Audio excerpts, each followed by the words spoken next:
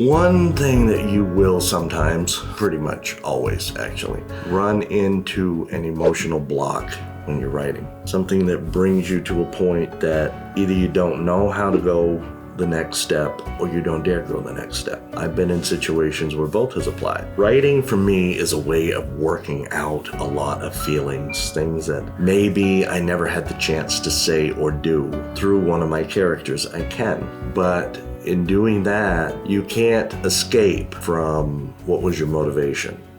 Even though it's now safely removed to a third person, your character, a completely remote situation. It's not you and the other person that, you had the conflict with. There's now a third person. It's in a fictional setting, in a fictional world, with fictional people where nothing can happen to you. You're still working through what you were working through. You still have to confront what you were unable to. You still have to make that next step to get the closure and resolution. That can be hard. And even if it's not dealing with you, your character has to have some inner turmoil, inner conflict that they are dealing with that either motivates or impedes their journey, their storyline, their story arc, their whole reason for existing. You've got to figure out how you're going to deal with that. That can be hard, especially if it's something you yourself don't have a lot of experience with. Growing up in a loving household, you don't have any firsthand experience with emotional or physical abuse, hopefully. Somebody who neither smokes nor drinks might not understand the problems of addiction, but these might be issues that your character or a character in your story is contending with. So that can be an emotional block. Regardless of how it is, you need to sit down and look at what is stopping. It's actually, for your own personal development as well as the storyline's development, is a very healthy exercise, and it's a good thing to arrive at this point because it means here's something I have to look at. This needs to be seen. Somebody else needs to see it as well as me. That's when you sit down and you analyze the setting that you're in. Now, for a completely fictional character, a completely fictional setting, you have the out, so to speak, of just kind of changing the story arc. If you have decided that this is going to be somehow a cathartic therapeutic exercise, you really don't have that luxury. That's when you need to have a community to draw on, people that you can go and talk to and say, look, I'm dealing with this. You can say, I'm dealing with this in my story, if that makes it more comfortable. But still, that's something you're dealing with. Many, many times I've had people come and talk to me and say, well, a friend of mine is dealing with XYZ. And I will tell you the God's honest truth. I have taken 57 trips around the sun. I have never once met the friend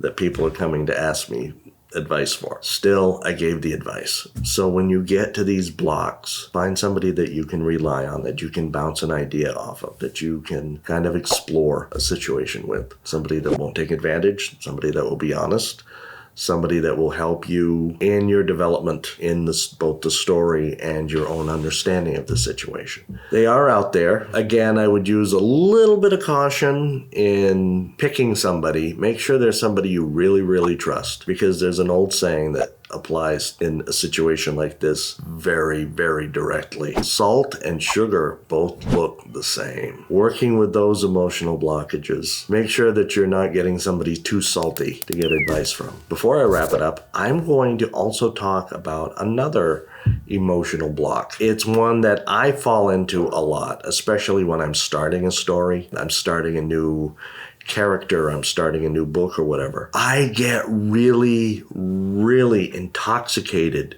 with these new characters, with this new setting, with this new situation.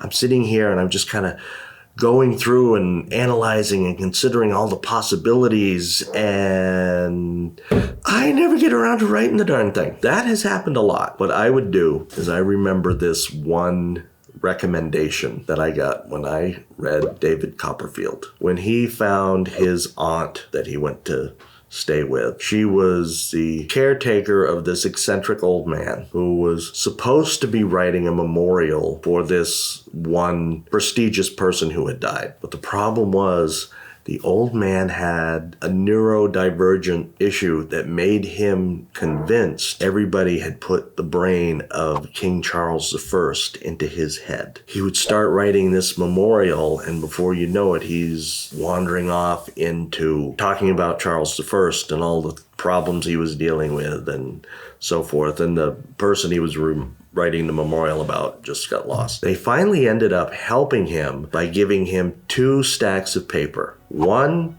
was for his memorial. The other, once he started thinking about Charles I, write it on this other one. I have taught myself to make the notes and outlines for the story and start writing it. And then when I start getting other ideas, have another sheet of paper or have another page or another file or something and put those little notes and ideas into that. I can come back and use them later. That has helped the process be a lot smoother. Don't let the problems of Charles I cloud your writing.